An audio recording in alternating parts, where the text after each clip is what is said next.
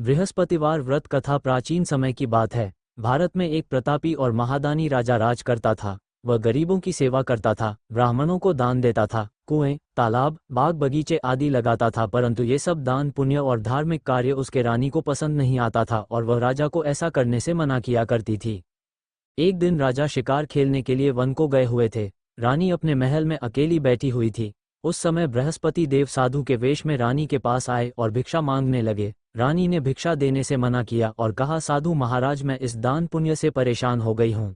मेरे पति सारा दिन धन का दान पुण्य करते हैं, इससे मेरा मन बहुत दुखी होता है। मेरी यही इच्छा है कि हमारा धन नष्ट हो जाए और मैं पूरे आराम से रह सकूं।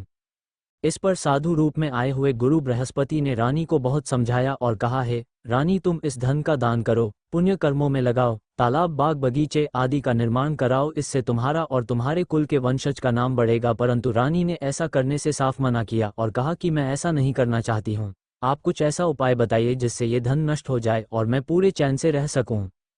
ऐसा सुनने के बाद साधु ने उत्तर दिया, यदि तुम्हारी ऐसी इच्छा है तो मैं तुम्हें जैसा बताता हूँ वैसा ही करना। ऐसा करने से तुम्हारा घर धन धान्य से हीन हो जाएगा। साधु ने बताया कि गुरुवार को अपने घर को गोबर से लीपना, अपना सिर धोना, कपड़े धोना, पति से कहना कि बाल बनवाए, भोजन में मांस मदिरा का सेवन करना, इससे तुम्हारा ये सब धन नष्ट हो जाएगा और तुम चैन की सांस ले सकोगे।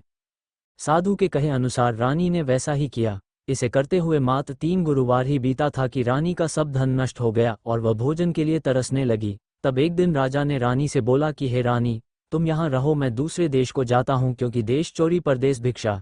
ऐसा कर कर राजा परदेश को चला गया। वहाँ जंगल से लकड़ियाँ काट कर लाता और शहर में बेचता। इस तरह अपना जीवन व्यतीत करने लगा। इधर राजा के परदेश जाते ही रानी और उसकी दासी बहुत दुखी रहने लगी।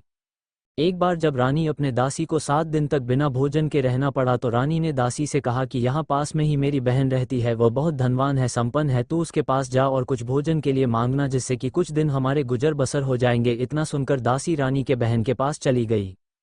उस दिन गुरुवार था। रानी की बहन उस समय गुरुवार का व्रत धारण कर गुरुवार तक कथा सुन रही थी। दासी ने रानी की बहन को अपनी रानी का संदेश दिया, लेकिन रानी की बड़ी बहन ने कोई उत्तर नहीं दिया, क्योंकि वह उस समय गुरुवार व्रत की कथा सुन रही थी। पूजा और कथा संपन्न करके ही बोला जाता है, इस नियम का पालन कर रही थी। इससे रानी द्वारा भेजी गई दासी बहुत दुखी हुई और घर आकर रानी से कहा कि मैंने आपकी बहन को आपका हाल सुनाया है, परंतु उसने कोई उत्तर नहीं दिया। इससे रानी बहुत दुखी हुई और उसने अपनी दासी से कहा, है दासी, जब बुरे दिन आते हैं तो कोई नहीं सुनता है। ऐसा बोलकर रानी अपने भाग्य को कोसने लगी।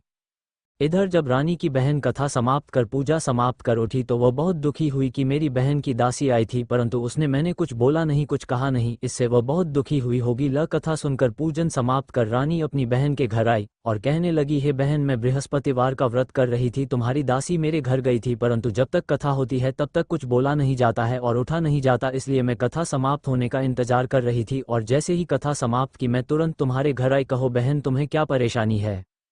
इस पर रानी की बहन फूटकर रोने लगी और कहने लगी, बहन, इस समय हमारी स्थिति बहुत खराब हो गई है। खाने खाने के लिए हम मोहताज हो गए हैं। घर में अनाज नहीं था, इसलिए मैंने दासी को तुम्हारे पास भेजा था कि तुम कुछ खाने को अनाज दे दो, जिससे हमारे कुछ दिन खाने की व्यवस्था हो जाए। ऐसा सुनकर रानी की बहन ने पूरे विश्वास के साथ कहा, है बहन, तुम अपने घर में जाकर देखो, तुम्हारे घर में भी अनाज मिलेगा। ऐसा सुनकर रानी की दासी ने घर में जाकर देखा तो अनाज से भरा हुआ एक घड़ा मिला। इस पर रानी और दासी बहुत खुश हुई।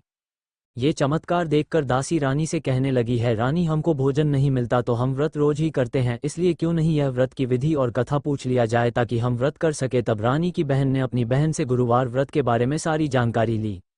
रानी की बहन ने बताया, बृहस्पतिवार के व्रत में चने की दाल मुनक्का से विष्णु भगवान का केले की जड़ में पूजन करे, दीपक जलाए, कथा सुने, पीला पूजन करे, पीला वस्त्र पहने, इससे गुरु बृहस्पति प्रसन्न होते हैं और पुत्र की प्राप्ति होती है। व्रत और पूजन विधि बताकर रानी की बहन अपने घर को लौट आए।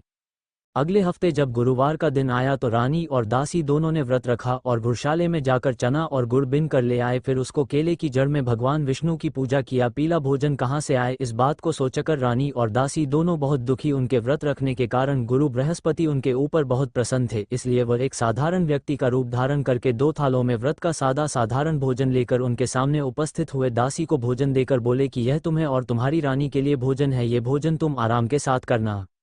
रानी ने फिर अगले हफ्ते गुरुवार का व्रत धारण किया। इससे उनकी खोई हुई राज्य संपत्ति से वापस आ गई। रानी ने इस व्रत को लगातार करना प्रारंभ करने लगा और वह आलस्य को त्याग कर दी।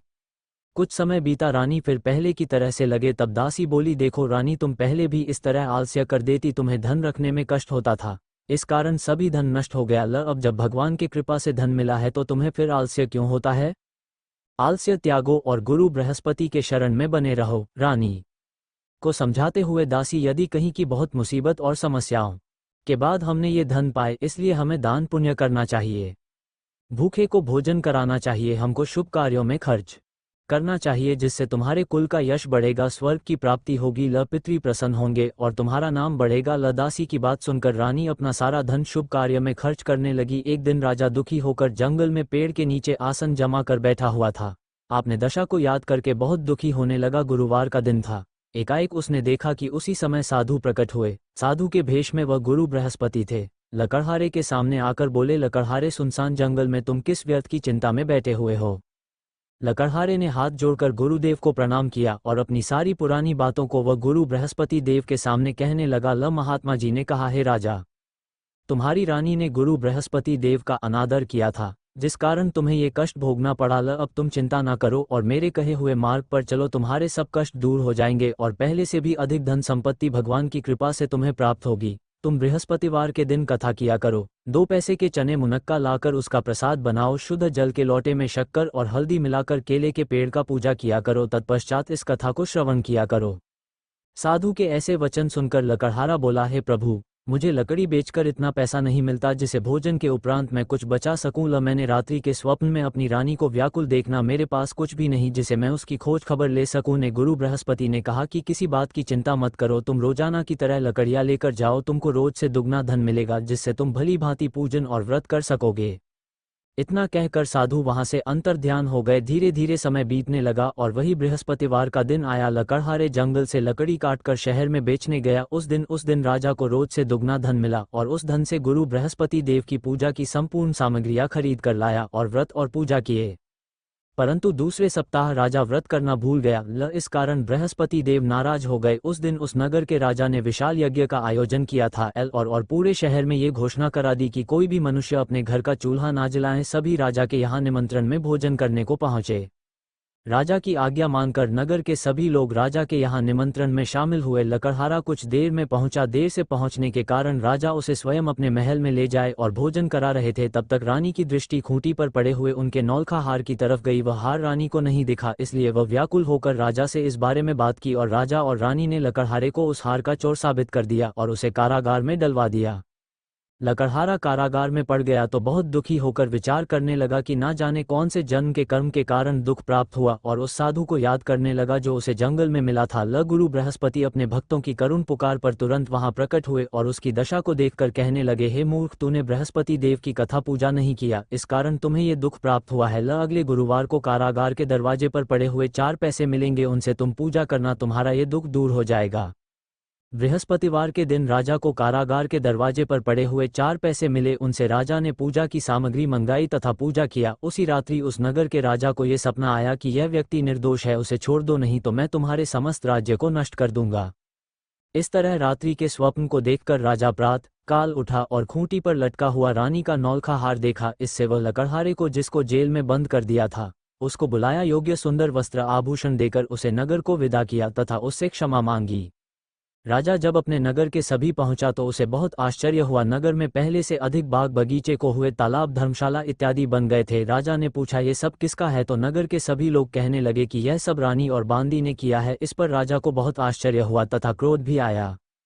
उधर जब रानी ने ये समाचार सुना कि राजा आ रहे हैं तो उन्होंने बांदी से ये कह दिया कि हे बांदी, राजा हमारी ऐसी हालत देखकर कहीं लौट ना जाए, इसलिए तू दरवाजे पर खड़ी हो जाओ। आज्ञा अनुसार दासी दरवाजे पर खड़ी हो गई। राजा आए तो उनको साथ महल में आए। जब राजा ने क्रोधित होकर अपनी रानी से पूछा, वो सब तुम्हें कैसे मिला? तो उन्होंने कहा, ये सब धन हमें गुरु बृहस्पति देव की व्रत के प्रभाव के कारण मिला है। ये सब सुनकर राजा ने निश्चय किया कि 7 दिन के बाद फिर गुरुवार आएगा तो उस दिन मैं पूजन करूंगा और विधि विधान के साथ व्रत धारण करूंगा और दिन में प्रतिदिन मैं 3 बार कहानी सुना करूंगा। अब हर रोज राजा के दुपट्टे में चने की दाल बनी रहती तथा दिन में 3 बार कहानी कहा करता। एक रोज राजा ने यह विचार किया कि चलो अपनी बहन के यहाँ हो आते हैं। इस तरह निश्चय कर राजा घोड़े पर सवार हो अपनी बहन के यहाँ चलने लगे। मार्ग में उसने देखा कि कुछ आदमी एक मुर्दे को लेकर जा रहे हैं। उन्हें रोककर राजा कहने लगा, अरे भाइयों, मेरी बृहस्पतिवार की कथा सुन लो।